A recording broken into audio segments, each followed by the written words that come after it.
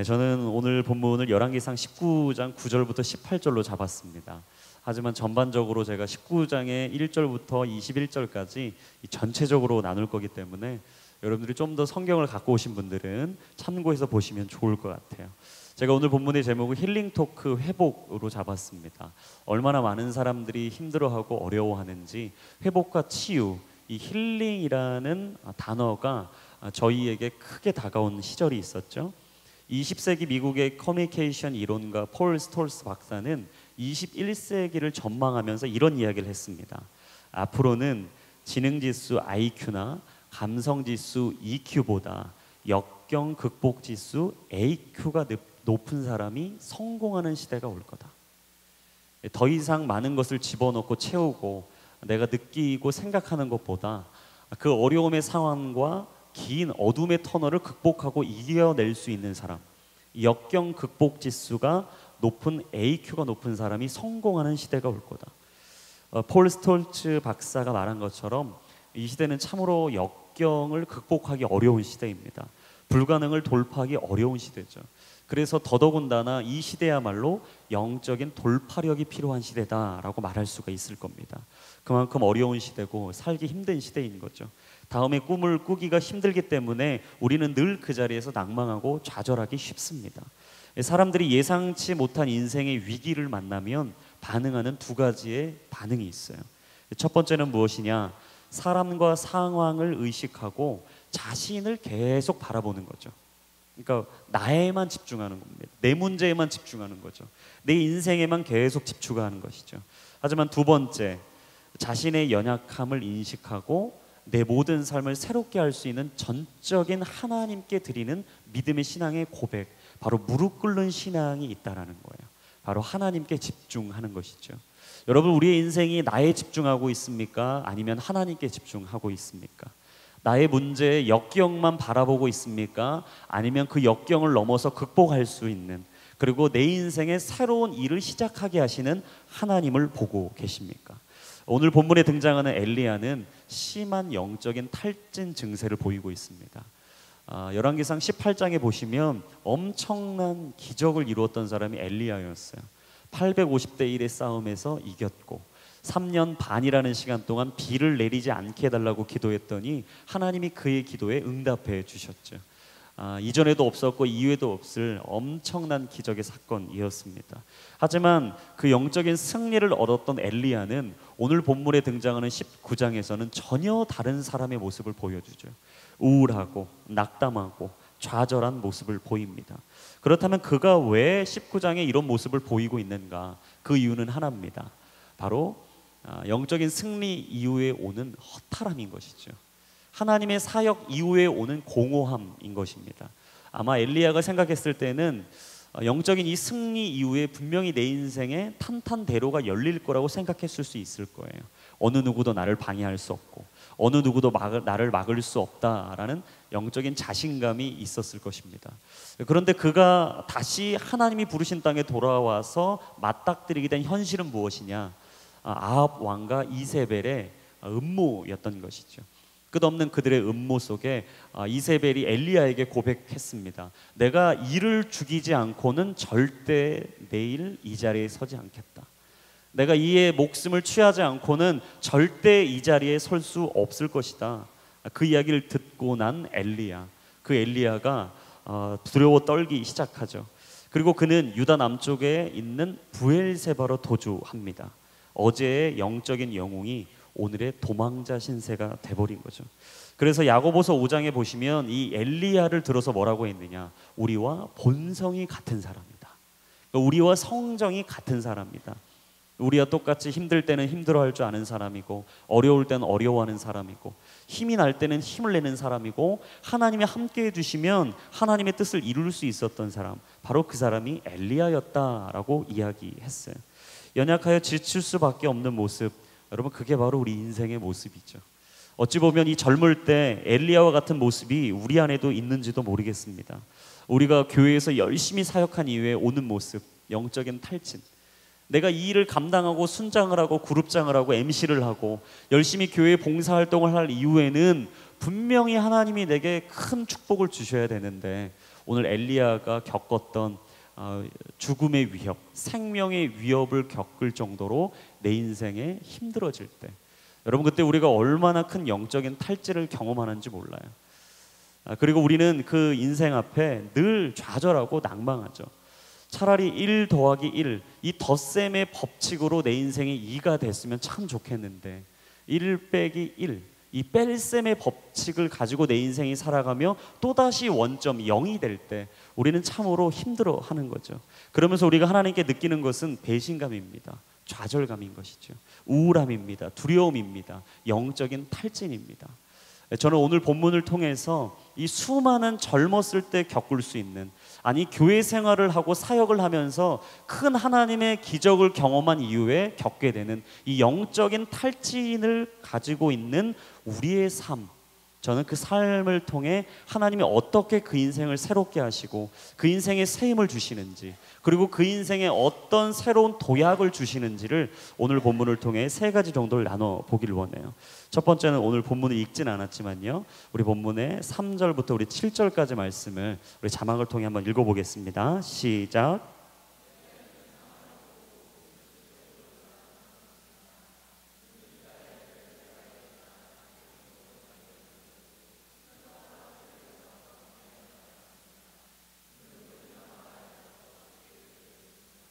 여호와여, 이제 이것으로 충분하니 제 목숨을 가져가 주십시오.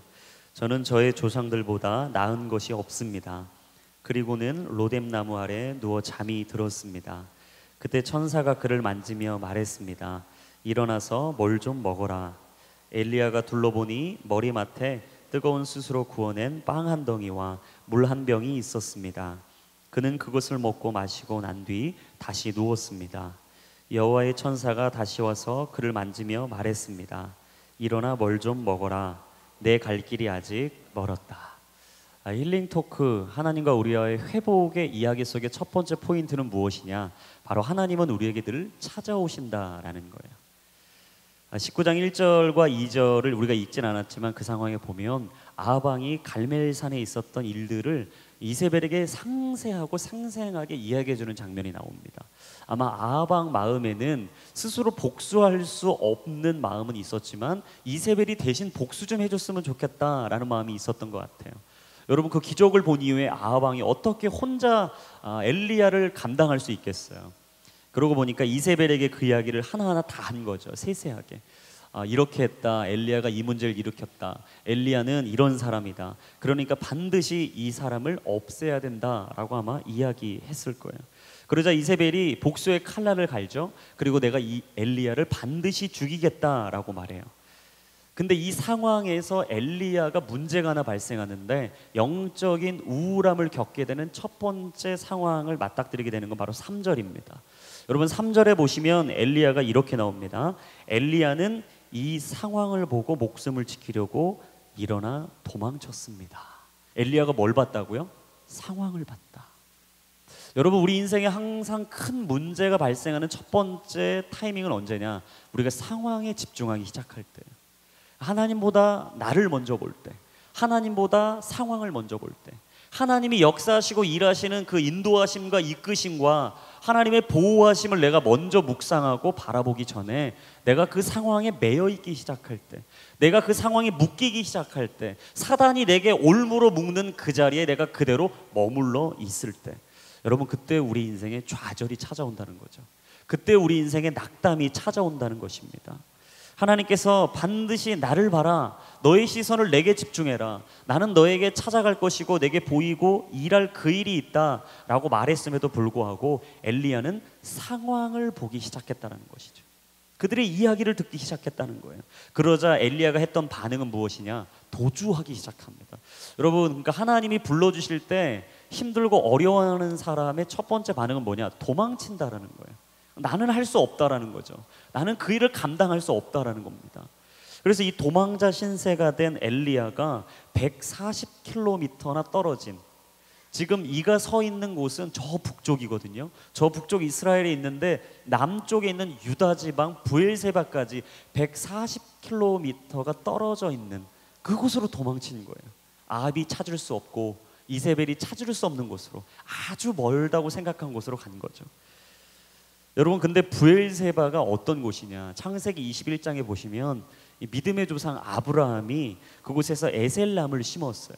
그리고 단을 쌓았습니다. 그리고 영생하신 하나님의 이름을 불렀던 곳, 회복의 장소였고 다시 시작하는 장소였던 바로 브엘세바, 바로 그곳으로 엘리야가 간 것이죠. 엘리야는 아마 자기가 도망쳐서 그곳에 갔다고 생각했을 거예요. 근데 하나님이 엘리야를 그곳에 인도해 주셨던 거죠. 왜요? 다시 찾아오시기 위해서, 다시 그 사람을 만나주기 위해서, 다시 그 엘리야가 힘을 내어 자신이 서 있었던 사명의 자리로 회복시켜주기 위해서 하나님은 그를 다시 브엘세바로 불러주셨다라는 것이죠. 여러분, 우린 여기서 큰 의미 하나를 깨닫죠. 하나님은 우리를 늘 불러주시는 분이다. 하나님은 늘 우리에게 찾아오기 위해서 늘 그곳으로 불러주시는 분이다 라는 것이에요. 아마 엘리야는 그곳에서 하나님을 다시 만날 수 없다고 생각했을 거예요. 하지만 엘리야가 종을 잠시 내려놓고 하룻길을 걸어서 광야로 다다라서 로뎀나무 밑에 거합니다. 그리고 그가 로뎀나무 밑에서 한 것은 무엇이냐? 기도를 시작했던 거예요. 놀라운 사실은 엘리야는 기도만큼은 놓치지 않았다라는 거죠. 기도만큼은 빼놓지 않았다라는 거예요. 하나님, 도대체 내 인생이 왜 이래야 됩니까? 내가 하나님을 위해서 그 기적을 이루고 힘든 어려운 그 일을 다 감당했는데 왜 내게 죽음을 준비하시는 겁니까? 라는 아마 고백을 했던 것 같습니다. 그러면서 자신의 푸념을 다 내려놓는 것이죠. 이야기를 다 하는 거예요. 하나님, 전 이렇습니다 저렇습니다 라고 이야기하면서 엘리야가 하나님께 매달리고 있었던 것 같아요. 여러분, 우리도 살아가면서 하나님이 나와 함께 하시지 않는 것 같을 때, 왜 도대체 내게 이런 어려움에 죽음을 맞이하는 것 같은 고통의 자리로 인도해 주시느냐라고 말할 수 있는 그 자리 갈 때, 여러분, 대부분 사람들이 뭘 생각하느냐? 그냥 내 인생을 내가 스스로 끝내버리고 싶다라는 생각을 하는 거죠. 내 인생이 내 것처럼 느껴지니까 이 목숨 그냥 이 정도면 됐다. 나 살 만큼 살았다. 누릴 만큼 누렸다. 이 정도면 어려운 거 겪을 만큼 겪었다. 더 이상은 겪고 싶지 않다라고 해서 자신의 목숨을 그냥 끊는 사람들이 있어요. 자신의 삶을 거기서 멈춰버리는 사람들이 있어요.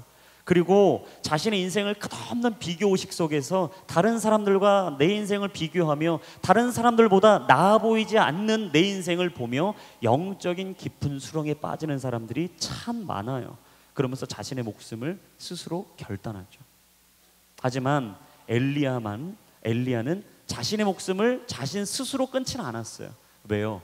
바로 하나님이 생사화복을 주관하시고 계심을 믿었던 것이죠. 사랑하는 여러분, 여러분 인생의 모든 걸음걸음을 인도하시고 주관하시고 여러분들의 생사화복을 통치하시는 분이 여호와 하나님인 줄로 믿습니다. 여러분, 그 믿음을 가지고 사십시오. 그래야 내 인생의 주관자가 하나님이시라는 고백이 있는 거예요. 그래야 힘들고 어렵고 낙담하고 좌절하고 내 인생의 끝이다 말하는 그 자리에서 또한 하나님을 붙잡을 수 있는 마지막 한 가닥의 힘이 남아 있는 것이기 때문입니다. 갈멜산에서 열심히 사역했던 모든 것을 다 이루었다라고 말할 수 있었던 그는 이제 로뎀나무 앞에서 잠이 듭니다. 그리고 잠들어 있는 그에게 천사가 찾아와서 이렇게 말하죠. 5절에 일어나서 뭘 좀 먹어라. 그러니까 여러분, 이렇게 생각하시면 안 됩니다. 하나님은 너무 영적인 분이기 때문에 내 인생에 막 육적인 거, 먹을 것과 입을 것과 막 내가 무엇을 마셔야 되느냐 막 이거 고민하면 난 너무 속물이야. 여러분, 그 속물 아니에요. 하나님은 우리 인생에 가장 좋은 것을 주시는 선하신 하나님인 줄로 믿습니다. 여러분, 너무 막 힘들게 생각하지 마세요. 그러니까 막 어떻게 내가 막 2만 원짜리 식사를 먹지? 안 돼. 김영란법도 생겼는데 이래선 안 돼. 막 여러분 막 이러지 마세요. 막 여러분 스스로 막 삶을 너무 쥐어짜지 마세요. 하나님은 여러분들이 행복하길 원하시는 줄로 믿습니다. 하나님은 우리 행복하길 원하세요. 자유하세요. 편하게 생각하세요. 하지만 여러분 스스로의 삶에 자족하는 기쁨이 있다면 적은 것으로도 우리는 기뻐할 수 있는 거죠. 많은 것이 있을 때에도 교만하지 않는 거죠. 여러분, 그게 진짜 하나님의 사람의 모습인 거예요. 엘리야에게 말합니다. 너의 육체에 먹을 것을 좀 채워야 되겠다. 기진맥진 완전히 탈진되어 있는 엘리야를 보면서 하나님이 첫 번째 하셨던 처방은 무엇이냐? 먹을 것을 주셨다라는 거예요. 혹시 이 자리 가운데 힘들어서 내 삶에 도저히 다음을 생각할 수 없고 너무 궁핍하여서 곤비한 나의 인생에 절망하고 계신 분들 이 시간 축복합니다. 하나님이 여러분 인생에 넘치는 축복으로 임하실 줄로 믿습니다. 여러분 그걸 믿고 기도하십시오. 그런 다음에 이 엘리야의 또한 반응이 나오거든요. 근데 엘리야가 어떻게 했냐, 6절 7절에 보니까 이렇게 했어요. 엘리야가 둘러보니 머리맡에 뜨거운 숯으로 구워낸 빵 한 덩이와 물 한 병이 있었습니다. 여호와의 천사가 다시 와서 그를 만지며 말했습니다. 일어나 뭘 좀 먹어라. 내 갈 길이 아직 멀었다. 이 탈진감과 우울함에 기진맥진해 있는 엘리야를 찾아오셔서 주님이 숯으로 구운 빵을 하나 주신 거죠. 그리고 물 한 병을 준비해 주신 겁니다. 목이 메지 말으라고.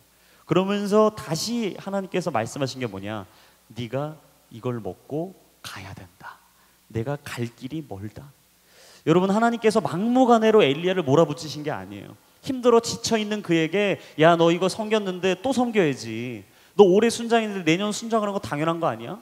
야, 네가 아우리치 오래 가는데 내년 가고 안 가면 너 큰 문제 발생한다. 여러분, 하나님 그렇게 몰아가시지 않으세요. 힘들어 지쳐있는 그에게 찾아오셔서 첫 번째 말한 게 뭐냐, 먹을 걸 채워라.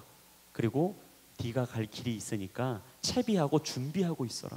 여러분, 하나님은 늘 우리 인생을 준비시켜 주시는 분입니다. 예비시켜 주시는 분이에요.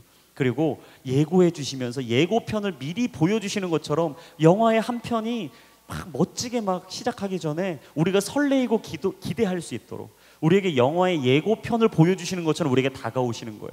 근데 저는 이걸 묵상하면서 정말 하나님이 아빠 엄마 같다라는 생각을 했어요. 여러분, 엄마 아빠가 우리 힘들 때 어떻게 하세요? 말없이 식탁에다가 밥 차려놓고 나가시잖아요. 여러분들은 그냥 차려놓으면 아우 뭐 당연한 거지. 당연한 거 아니에요. 제가 애를 낳았더니 할렐루야, 밥 먹이는 게 그렇게 힘듭니다. 밥 먹이는 게 정말 힘들고 빨래해주고 응아 닦아주고, 여러분 이거 진짜 힘든 거예요. 엄마 아빠가 얼마나 대단하신지. 제가 이를 묵상하다가 요한복음 21장에 예수님이 부활하시고 다시 이곳에 오셔서 기진맥진한 탈진돼 있는 제자들을 다시 만나주는 장면이 생각났어요. 예수님이 고기를 잡다가 한 마리도 잡지 못하고 내 인생이 이제 여기서 끝나나 보다. 예수님 괜히 따랐구나. 우리에게 남는 건 아무것도 없구나. 영적인 탈진을 갖고 있었던 그들에게 찾아가신 예수님, 그물을 던지라고 말씀하시죠. 근데 아무것도 잡지 못했던 그들이 예수님의 말에 순종하기 시작하자 153마리, 153마리의 물고기를 잡습니다. 그리고 그 그물을 땅으로 육지로 가지고 와서 예수님께 나아가죠. 근데 예수님이 그 상황에 해놓으신 장면이 참 감동적이에요. 뭐 해놓으셨냐, 아침상을 차려놓으셨다는 거죠. 이게 조찬을 하기 위해서 아침을 딱 차려놓으시고 첫 번째 베드로에게, 제자들에게 말씀하신 게 뭔지 아세요? 와서 아침을 먹어라. 그러니까 하나님이 얼마나 따뜻하신 분이에요. 지쳐있는 그들을 막 153마리 물고기 끌고 오기 얼마나 힘들었겠습니까? 가장 먼저 하신 게 와서 먹으라는 거예요. 근데 먹고 나서 배가 든든하게 불어있는 그 제자들에게 그 다음 얘기를 하셨어요. 하신 말이 뭐냐, 베드로에게, 요한의 아들 시몬아, 내가 다른 이들보다, 그들보다 나를 더 사랑하느냐. 사역에 지쳐서 육체적인 피로감을 느끼고 있었던 베드로에게 회복을 주신 이유에게 물었던 질문은 뭐냐, 다시 영적인 패배감, 영적인 좌절감에서 일어설 수 있는 질문 하나를 던져주신 거였죠. 상처로 남아있는 자리, 인생에 지워버리고 싶은 시간, 그 공간 안에 하나님은 다시 그곳에 들어가라고 베드로에게 질문을 던집니다. 그러면서 그에게 세 번의 질문과 대답으로 예수님은 베드로에게 마무리 결론을 지어주시죠. 그게 요한복음 21장 19절입니다. 같이 한번 읽어보겠습니다. 시작. 그러고 나서 예수께서 베드로에게 말씀하셨습니다. 나를 따라라. 여러분, 마지막에 말씀해 주신 게 뭐라고요? 나를 따라라.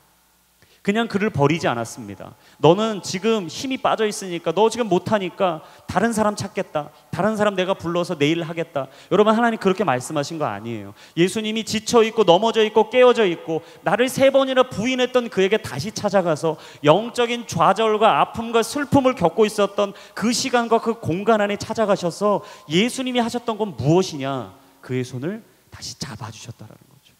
그리고 그와 함께 같이 가자고 말씀해 주신 거예요. 사랑하는 여러분, 이 자리에 혹시 지쳐있는 분 계십니까? 무너져 있는 분 계세요? 내가 하나님의 일을 다 감당했는데 난 이제 보잘것없는 존재야. 난 이제 할 수 없어. 난 그 일을 감당할 수 없어. 나는 하나님이 사랑해 주시지 않을 거야. 아니요, 하나님은 여러분들에게 찾아가실 겁니다. 그리고 말씀하실 거예요. 일어나 이걸 좀 먹어라. 내가 갈 길이 멀다. 네가 갈 길이 멀기 때문에 나는 내가 다시 일어났으면 좋겠다. 그리고 갈 길이 먼 그곳으로 나를 따라와라. 하나님은 지쳐있는 우리 인생에 찾아오십니다. 우리를 홀로 두지 않으십니다. 계속 머물러 있고 주저앉아 있을 것 같은 그 자리에 찾아오십니다. 그리고 우리에게 말씀하십니다. 일어나 걸어라. 그리고 내가 너와 함께 가고자 하는 그 길로 가야 한다. 그리고 하나님께서 내게 불러주신 그 자리를 보여주시며 우리에게 한 말씀 해주시는 거죠. 나는 너를 사랑한다. 할렐루야. 여러분, 오늘 이 시간 하나님께서 여러분들에게 말씀하십니다. 일어나 뭘 좀 먹어라. 나는 너를 사랑한다.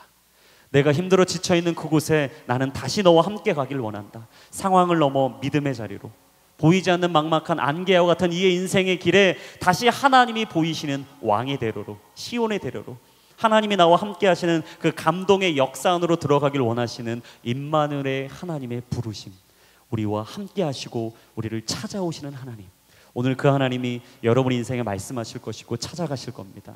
여러분 그때 반응하십시오. 아멘으로 받아들이십시오. 그리고 그 하나님의 옷자락을 붙잡으십시오. 그리고 주의 얼굴을 구하며 주의 뜻을 바라보며 그 뒤를 따라가십시오. 그러면 여러분 인생에 회복이 일어날 것입니다. 진정한 하나님의 힘과 능력이 여러분 인생에 충만하게 부어진 은혜가 있을 줄로 믿습니다. 그런 저와 여러분들의 인생이 될 수 있기를 예수님의 이름으로 축원합니다. 두 번째는 우리 11절과 12절 말씀입니다. 같이 한번 자막을 통해 읽겠습니다. 시작.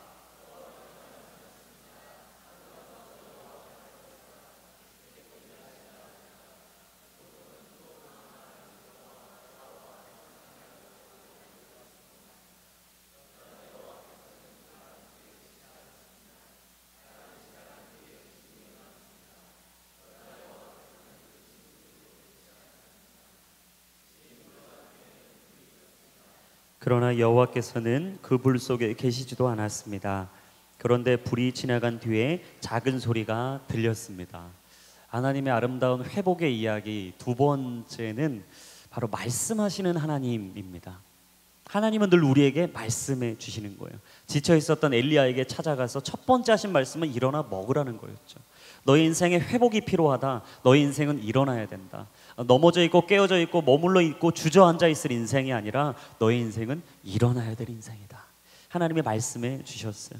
그리고 밤낮 동안 40일을 걸어서 갔죠. 어디였냐? 바로 호렙산이었어요. 오늘 읽진 않았지만 10절에 보시면 그가 열심히 가서 도달한 곳이 어디냐? 바로 호렙산이었습니다.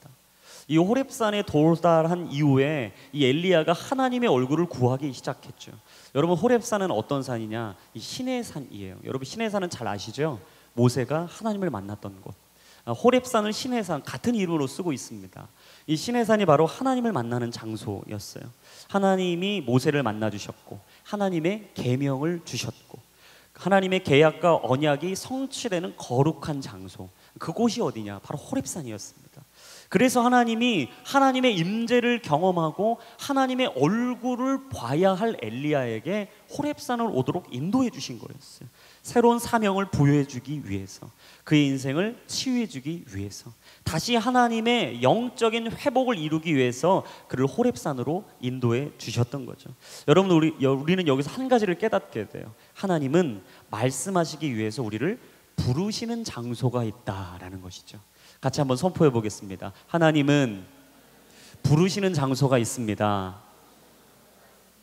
여러분 하나님께서 꼭 여러분들에게 말씀하시기 위해서 부르시는 장소가 있어요. 어떤 사람은 새벽 기도일 겁니다. 그리고 어떤 사람은 밤늦게 하는 집안의 골방의 기도의 처소일 수도 있어요.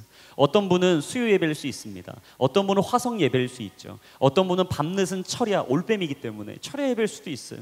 그리고 어떤 분은 일주일에 가장 하나님의 원하시는 안식일인 거룩한 주일일 수도 있습니다. 하나님은 그렇게 각 한 사람 인생 위에 부르시는 장소가 있다라는 거예요. 하나님의 말씀을 받았던 장소, 야곱에게는 야복강가였죠. 요셉에게는 어두운 감옥이었습니다. 모세에게는 신의 산이었어요. 다니엘에게는 사자굴이었죠. 그리고 오늘 본문에 등장하는 엘리야에게는 바로 호렙산이었던 거예요. 하나님께서 우리의 인생에 새로운 자리로 부르시는 곳, 하나님은 오늘 그곳을 우리에게 말씀해 주고 계신 것이죠. 호렙산에 도착한 엘리야는 이 동굴 속으로 들어갔습니다. 그리고 동굴 속에서 그날 밤을 지냈죠. 그때 여호와께서 9절에 이렇게 말씀하셨어요. 엘리야야, 여기서 뭘 하고 있냐? 완전히 생뚱맞는 질문인 거죠. 하나님이 여기까지 인도하시고 이끌어 주셨는데 지금 하나님이 엘리야에게 묻는 질문은 뭐냐? 너 여기서 뭐 하냐는 거예요. 너 여기서 뭐 하고 있냐? 여러분, 하나님이 여러분들에게 갑자기 질문하는 거예요. 뭔가 하나님이 이끌어 주셔서 여기까지 온 것 같은데, 회복할 장소가 여기인 것 같은데 갑자기 불현듯 여러분들에게 질문해요. 너 여기서 뭐 하고 있니? 여러분, 그때 어떤 마음 드시겠습니까? 당황스럽죠. 이거 뭔가 왜 이런 질문하시냐라는 생각이 들지 않겠어요? 근데 여기 호렙산이 어떤 곳이냐? 바로 하나님께서 엘리야를 불러주시고 세워주실 곳이었던 거죠. 하나님께서 다시 사명을 기억하게 하실 장소였던 거예요. 그러니까 하나님이 이 질문을 한 의도는 뭐냐? 바로 이거예요. 너의 삶의 현주소를 다시 생각해봐라. 너의 사명을 다시 붙잡아야 된다. 하나님은 너 여기서 뭐 하니? 너 여기 왜 왔니? 너 지금 뭐 하고 있는 거니? 라는 목소리 톤으로 말한 게 아니라 하나님은 이렇게 말씀하신 거죠. 너의 삶의 현주소를 다시 찾아야 된다. 엘리야야, 네가 여기 있는 이 자리에서 넌 다시 사명을 붙잡아야 돼. 너 여기서 뭐 하고 있는 거야? 라고 말씀하시는 거예요. 여러분, 사람 관계도 마찬가지입니다. 사람이 서로 신뢰하고 믿잖아요. 그럼 말이 별로 필요 없어요. 얘기가 별로 필요 없습니다. 그냥 말하지 않아도 믿는 거예요. 여러분, 결혼해서 진짜 믿는 사람들은요, 별말 하지 않습니다. 왜 몇 시에 들어오냐, 9시다 10시다, 너 누구 만났냐, 카톡 내놔라, 문자는 누구한테 온 거냐, 이 야밤에 도대체 전화는 누구냐, 이런 말 안 해요. 믿음과 신뢰가 돈독하면 그 의심하지 않습니다. 도망갈 필요가 없거든요. 근데 늘 의심하고 신뢰가 돈독하지 않은 사람들, 그러니까 자기의 연민에 빠져 있고 자기 안에 갇혀 있는 사람들의 특징이 뭐냐? 계속 의심한다라는 거예요. 여러분, 의심하면 어떤 문제가 발생하냐? 계속 피곤하게 만들어요. 집착해요. 계속 질문을 던집니다. 그러면서 의기소침하고 한마디 한마디에 막 자기의 마음이 오락가락하고 힘들어지는 것이죠. 근데 하나님이 오늘 엘리야를 딱 만나서 질문하셨는데 너 여기 왜 있냐? 라고 질문해 주신 거예요. 그러면서 하나님이 질문해 주는 이 대답에 엘리야가 10절에 이렇게 대답했잖아요. 막 자기 얘기를 막 장황하게 털어놓는 거죠. 하나님, 제가 850대 1로 싸운 거 아시잖아요. 알지? 근데 그 다음에 내게 해주신 게 없잖아요. 아닌데? 하나님, 내가 3년 6개월 동안 비 내리지 않게 달라고 그래 들어주셨잖아요. 들어줬지. 근데 그 다음에 왜 이세벨을 통해 내 목숨을 가져가려고 하세요? 라고 말하는 그 엘리야의 대답에 하나님이 얼마나 답답하셨겠어요. 이 막 쓸데없는 얘기를 하고 있는 엘리야에게 오늘 11절에 이렇게 얘기하셨어요. 하나님의 대답 네 가지입니다. 첫 번째, 강한 바람으로 찾아오신 거예요. 바람처럼 불처럼 갑자기 찾아오신 거죠. 두 번째, 지진이 나게 해주셨죠. 지진. 여러분, 몸이 흔들리는데도 그 가운데 하나님을 볼 수 없었다. 세 번째, 불로 임하셨던 거죠.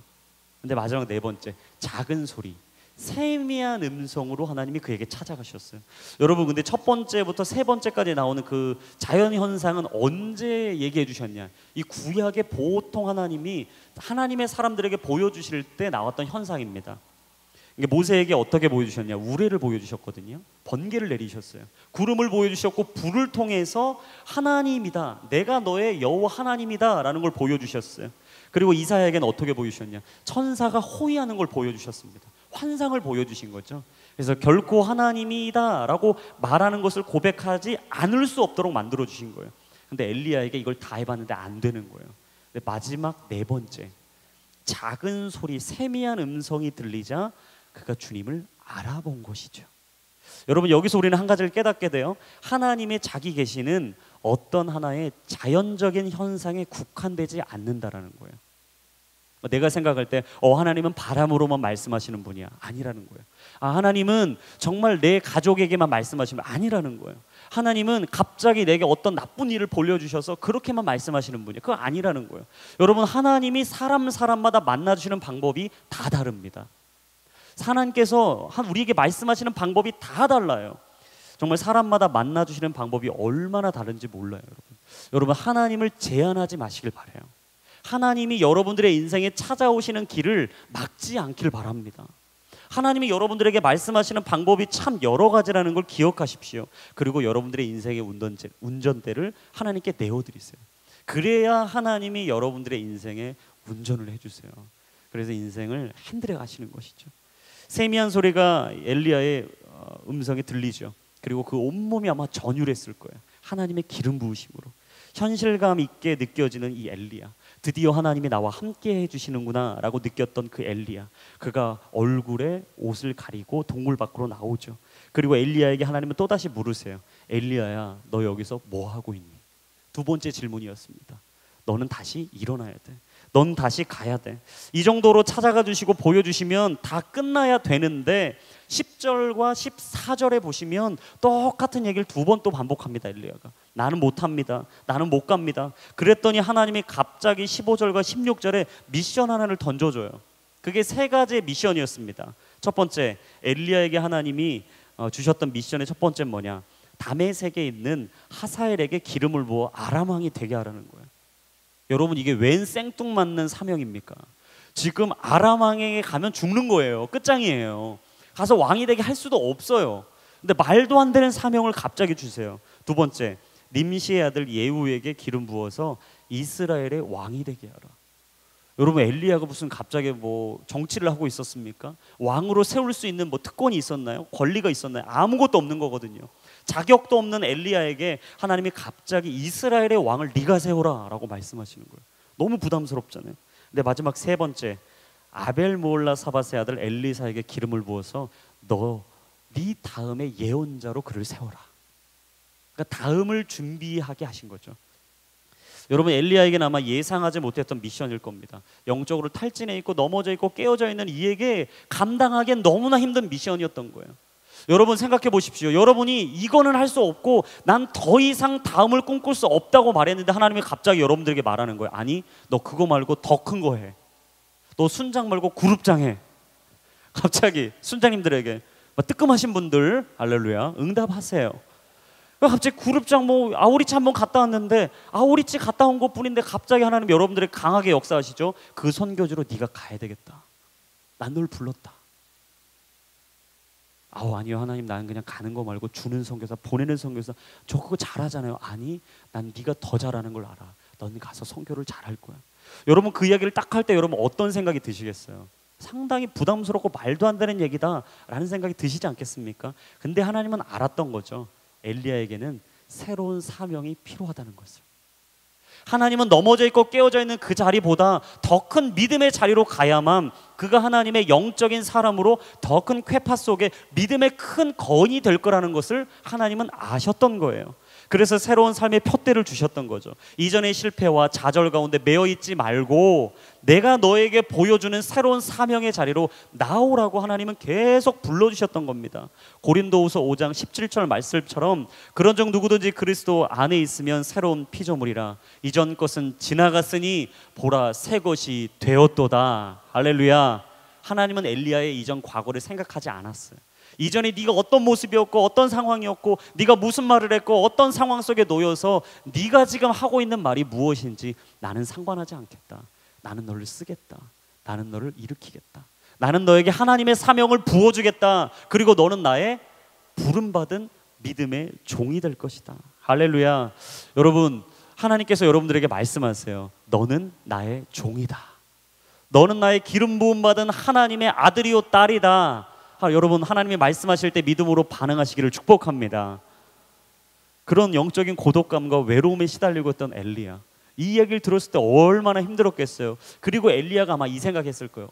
하나님, 나 혼자인데요. 나 이제 혼자인데요. 내 옆에 아무도 없잖아요.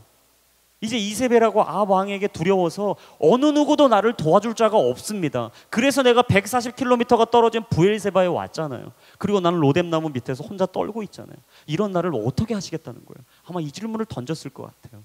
그랬더니 하나님이 18절에 명확하게 그에게 답을 주세요.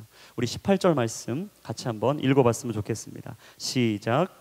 그러나 내가 바알에게 무릎 꿇지 않고 입을 맞추지도 않은 사람들 7,000명을 이스라엘에 남겨두었다. 그렇습니다. 여러분, 하나님은 우리를 홀로 두지 않으세요. 우리를 그냥 그대로 혼자 외롭게 고독하게 내버려 두시지 않습니다. 하나님은 같이 갈 사람들을 우리 옆에 두세요. 제가 이걸 묵상을 딱 하는데 우리 오늘 이렇게 대학 청년부를 생각했잖아요. 우리가 다 합치면 몇 명인지 아세요? 7,000명일 조금 넘어요. 하나님이 그 마음을 딱 주시는 거예요. 그래, 내가 이 시대와 세대 가운데 세운 바알에 무릎 꿇지 않는 7천을 세웠다. 그게 바로 온누리교회 대학 청년부다. 할렐루야. 저는 여러분들이 이 시대에 바알에 무릎 꿇지 않는 믿음의 7천의 용사라고 믿습니다. 하나님이 여러분들에게 희망을 걸고 계세요.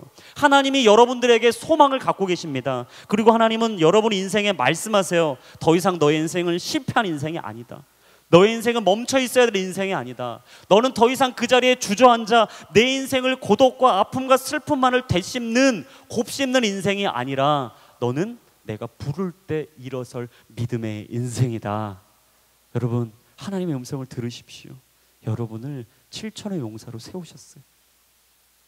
누구도 가지 않고 누구도 말하지 않고 누구도 그 자리에 서고 싶지 않은 그 부담스러운 자리, 영적인 자리, 감당할 수 없는 자리, 하나님은 그 자리로 엘리야를 부르셨죠. 그리고 함께 싸울 7천의 용사, 300용사를 그 자리에 두셨어요. 저는 우리 모두가 이 7천의 용사가 됐으면 좋겠습니다. 하나님이 부르시고 이 시대에 누가 날 위해 갈고 말씀하실 때 주님 내가 여기 있습니다. 나를 보내주십시오 라고 말했던 이사야의 고백처럼 오늘 이 자리에 있는 J4U 청년부 모든 한 사람 한 사람이 바알에 무릎 꿇지 않고 세상에 넘어지지 않으며 세상이 가지 않는 그 길을 믿음으로 걸어갈 수 있는 바알의 7천의 용사가 되시기를 예수님의 이름으로 축복합니다. 그럴 때 하나님은 우리의 인생을 붙잡으십니다. 그리고 우리에게 찾아오시고 우리에게 말씀하실 거예요. 내가 오늘 너를 찾기를 원한다. 그리고 내가 너와 함께 하겠다. 그때 너는 나를 따라오게 될 것이다. 오늘도 그 부름 앞에 믿음으로 반응하며 다시 한번 영적인 회복을 이룰 수 있는 저와 여러분들의 인생이 될 수 있기를 예수님의 이름으로 축복합니다. 마지막 세 번째는 19절부터 21절까지입니다. 같이 한번 읽습니다. 시작.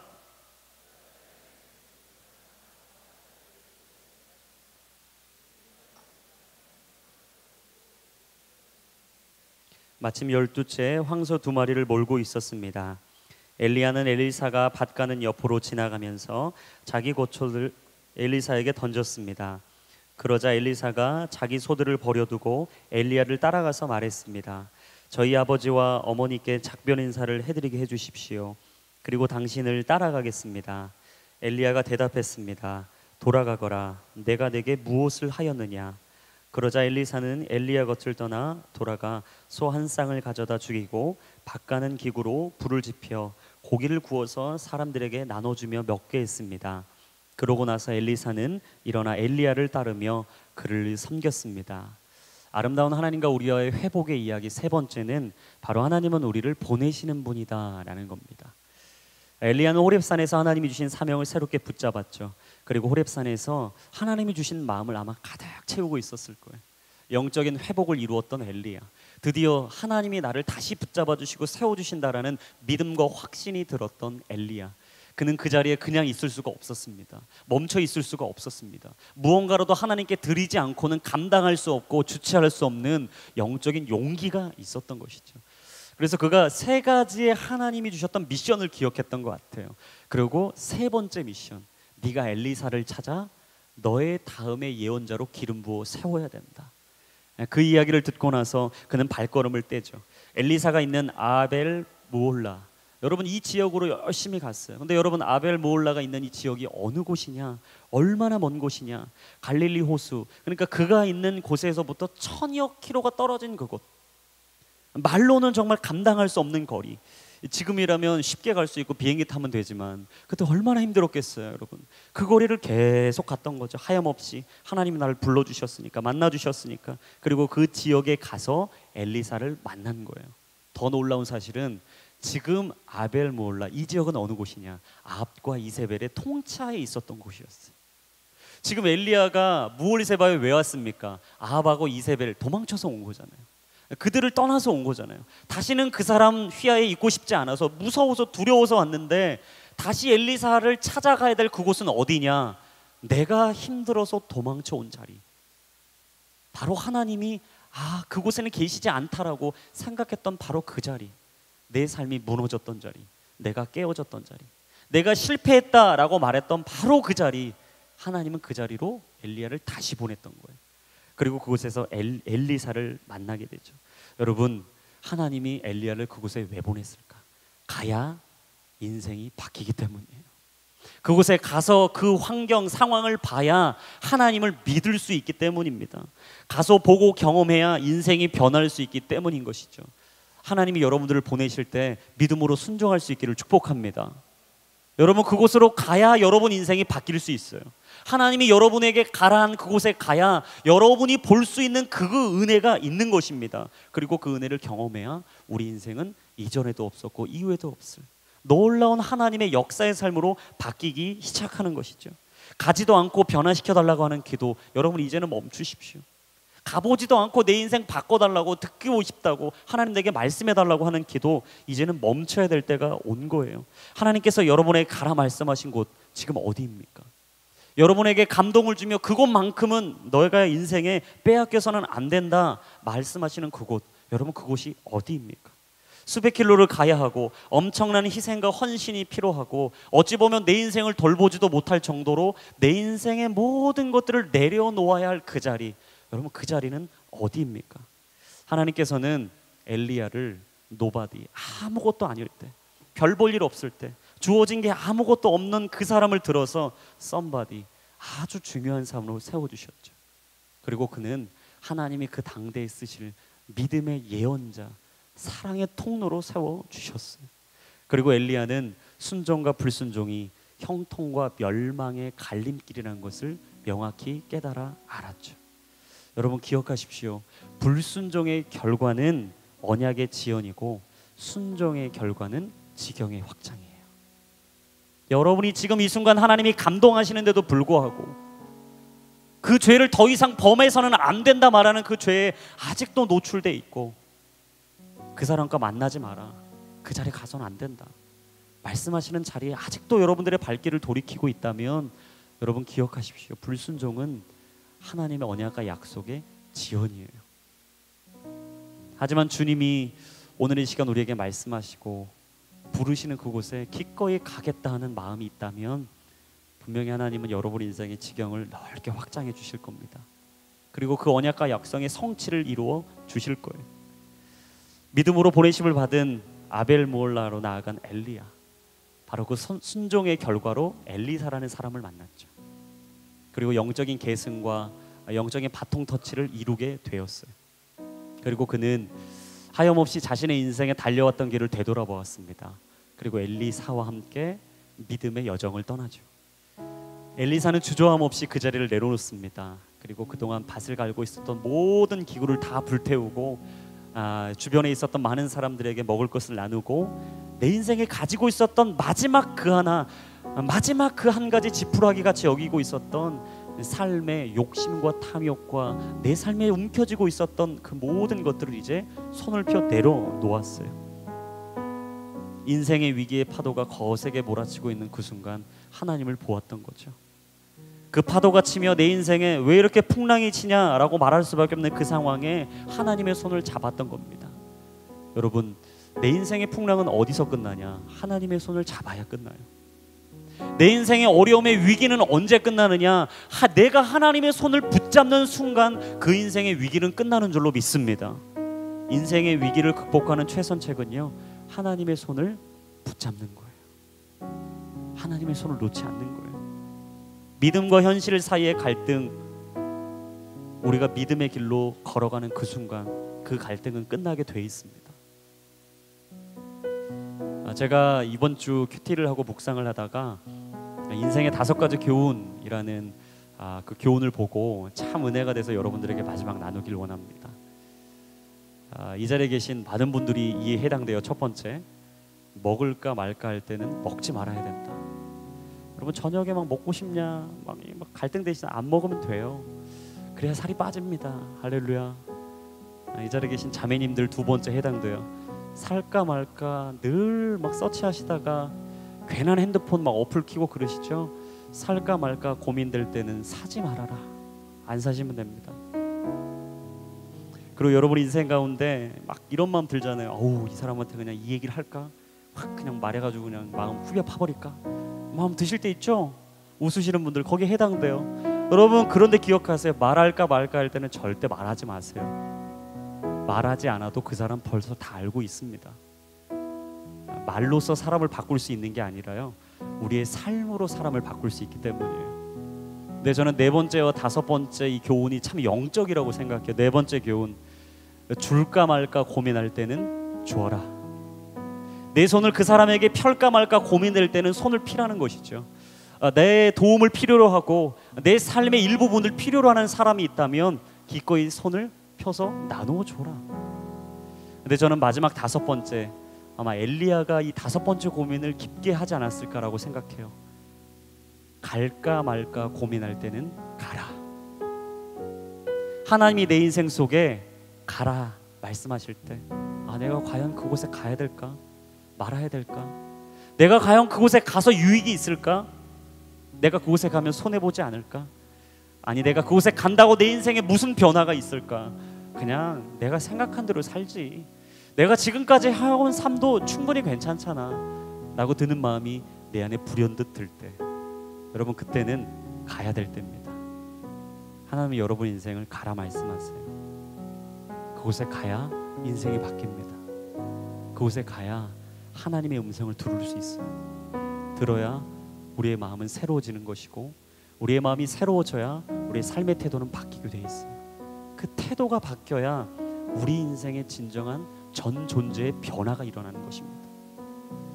그때 우리는 하나님의 사람으로 엘리야처럼 서게 될 거예요. 우리와 성정이 같았던 사람, 우리와 똑같은 삶을 살았던 사람, 엘리야. 저는 이 시간 도전합니다. 여러분 또한 그 엘리야와 같은 어렵고 힘든 시기를 걸으실 수 있어요. 아니, 지금이 그 시간이 있을 수 있습니다. 그렇다면 오늘 엘리야가 다시 그 자리에서 일어난 것처럼, 다시 하나님의 사명과 미션을 부름받아 다시 그 길을 힘차게 걸어갔던 것처럼 여러분 힘을 내어 용기를 내어 일어나시길 축복해요. 그때 하나님은 여러분들을 홀로 두지 않으실 겁니다. 하나님이 함께 하실 거예요. 분명히 하나님이 여러분들과 그 길을 같이 동행해 주실 겁니다. 그리고 모든 길 가운데 실패 없이, 무너짐 없이, 깨어짐 없이 여러분 인생을 온전하고 완전하게 세워 주실 겁니다.